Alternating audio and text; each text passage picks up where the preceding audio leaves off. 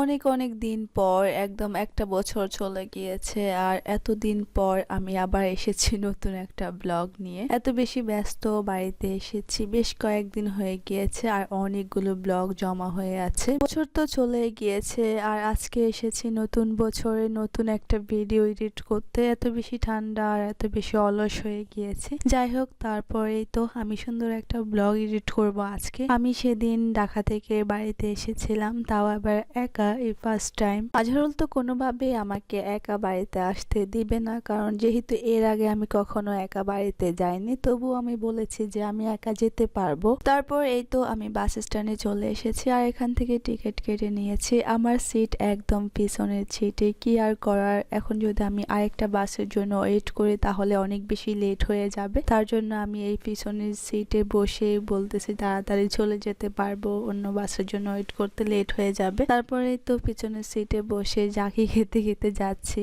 আর কি করার, সেদিন রাস্তায় একদমই জ্যাম ছিল না, আমি অনেক তাড়াতাড়ি চলে এসেছি। এরপর সিএনজি করে আমি কুতুববিহার চলে এসেছি। এখান থেকে বোনের জন্য চিপস নিয়ে নিয়েছি, তার সাথে আরো অনেক কিছু নিয়েছি। আর এগুলা নিয়ে আমি চলে গিয়েছি আমাদের বাড়িতে। আমার তো অনেক বেশি ভালো লাগতেছিল, অনেকদিন পর বাড়িতে যাচ্ছি। তো এই তো বাড়িতে চলে আসলাম আর রাতের বেলা আমরা সবাই মিলে চলে যাচ্ছি আমার নানুর বাড়িতে। মা বলেছিল যে তুমি জার্নি করে এসেছো, এখন যেও না, রেস্ট করো। তবু আমি বলেছি মা সমস্যা নেই, যেতে পারবো।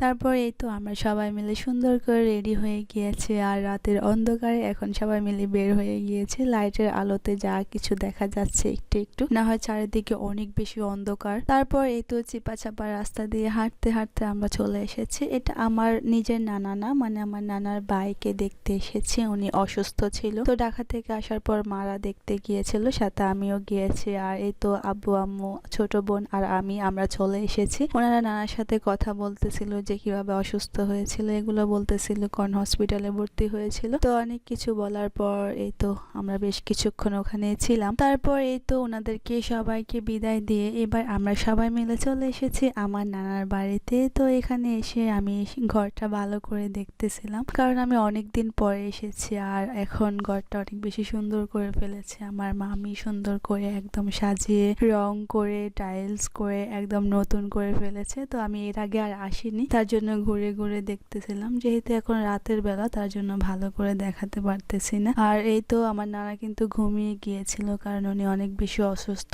তার জন্য ওনাকে আর ডাকিনি। আমরা কিছুক্ষণ থেকে এরপর আবারও বের হয়ে গিয়েছি। তো আজকে এই পর্যন্তই। সবাই ভালো থাকবেন, নিজের খেয়াল রাখবেন, আমার পেজটা অবশ্যই ফলো করবেন। আল্লাহ হাফেজ, আসসালামু আলাইকুম।